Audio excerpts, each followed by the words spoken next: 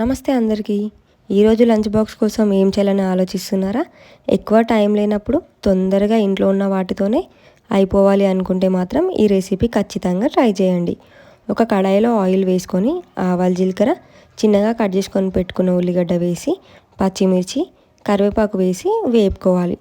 మొత్తం వేగిన తర్వాత అందులోనే ఒక స్పూన్ అల్లం వెల్లుల్లి పేస్ట్ వేసి మాడిపోకుండా స్మెల్ మొత్తం పోయే వరకు కలుపుకుంటూ ఫ్రై చేసుకోవాలి.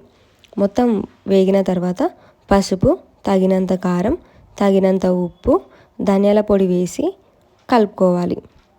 మొత్తం కలుపుకున్న తర్వాత అందులో కావలసినంత రైస్ వేసుకొని ఆనియన్ మొత్తం కలిసిపోయేలాగా మొత్తం మంచిగా కలుపుకోవాలి.